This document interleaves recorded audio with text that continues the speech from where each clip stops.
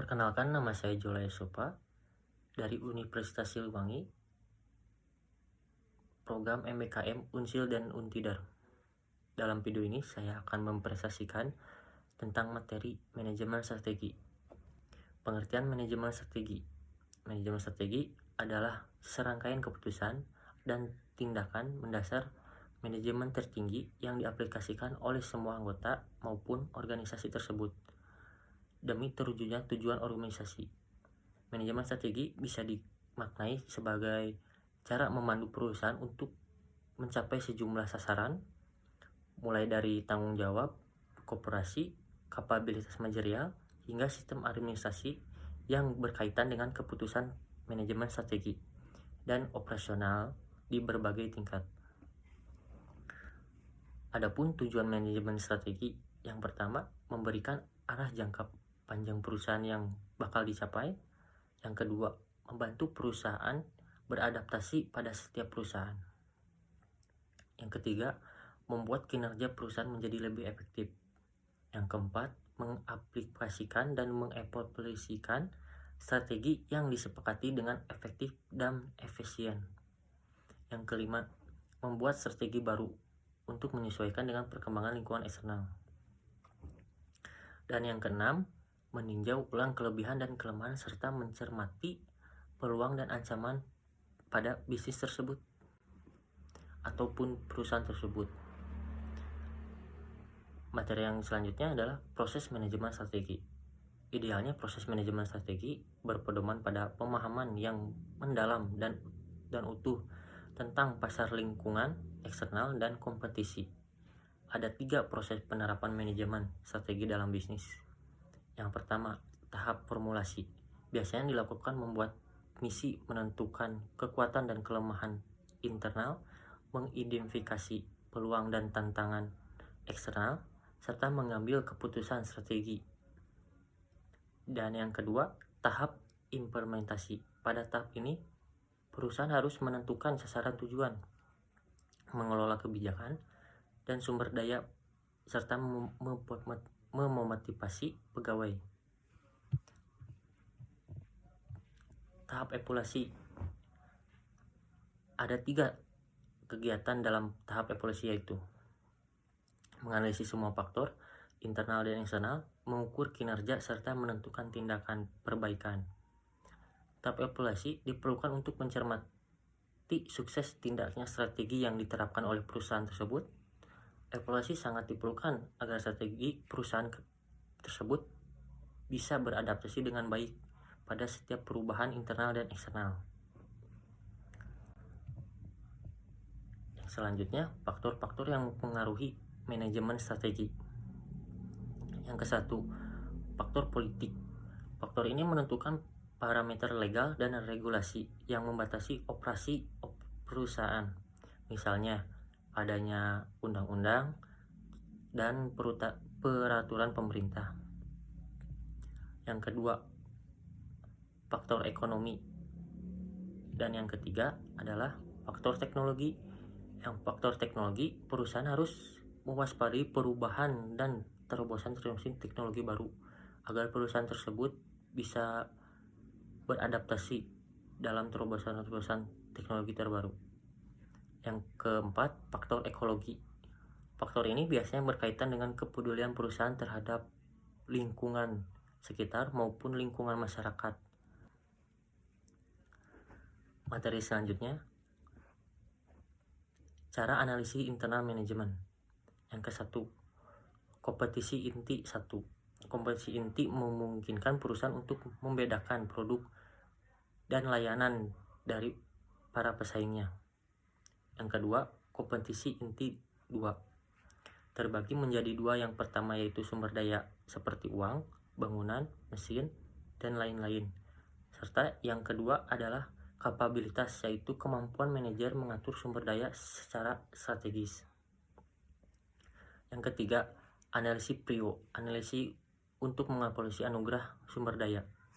Perusahaan adalah kerangka kerja yang menjawab pertanyaan tentang atribut sumber daya, apa yang mendukung keunggulan kompetisi perusahaan tersebut.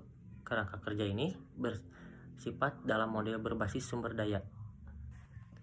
Materi selanjutnya, analisis menentukan strategi. Yang ke-1, analisis faktor strategi SWOT. SWOT yaitu strength. Strength atau kekuatan yaitu kompetisi khusus yang terdapat dalam organisasi berakibat pada pemikiran keunggulan komparatif oleh unit usaha di pasaran.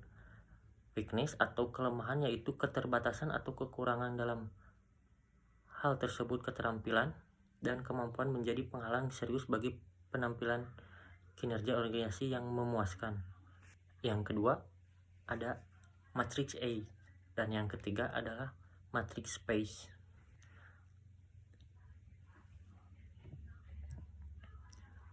Selanjutnya saya akan membahas materi tentang lingkungan perusahaan.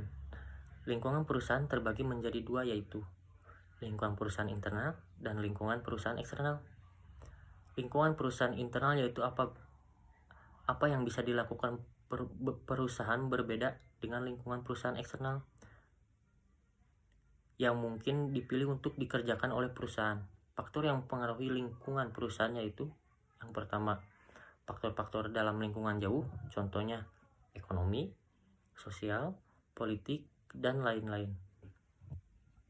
Yang kedua, faktor-faktor dalam lingkungan industri, yaitu hambatan masuk, kekuatan pemasok, kekuatan pembeli.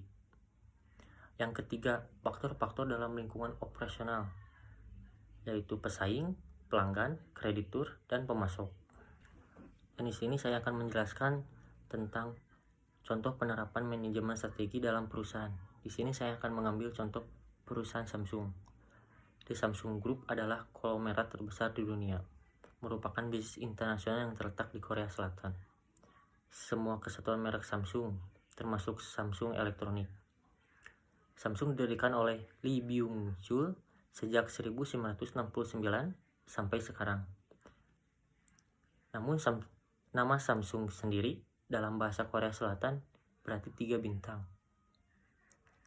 Produk elektronik pertama Samsung adalah televisi hitam putih, dan awal kesuksesan Samsung di dunia handphone berawal pada tanggal 27 April 2009. Saat itu Samsung meluncurkan handphone Android pertama, yaitu Samsung i7500.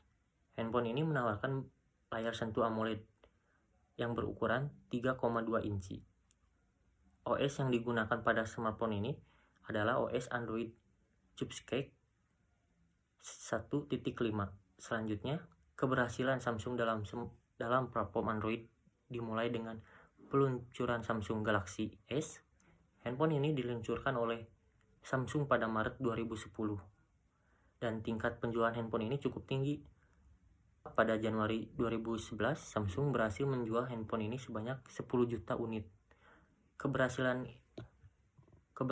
tersebut pun merembet pada suksesor dari Galaxy S. Di antaranya adalah Samsung Galaxy S2 dan Samsung Galaxy S3.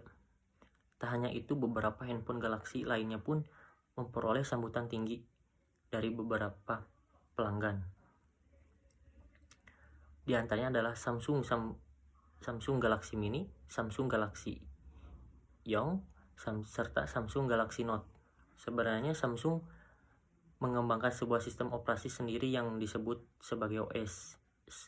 Pada penanaman OS tersebut pun diambil oleh Samsung dari bahasa Korea yang memiliki arti lautan.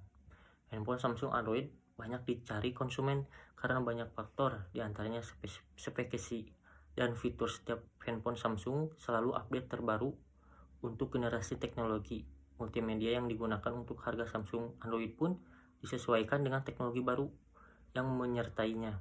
Desain handphone Samsung selalu elegan dan terlihat mewah saat dilihat.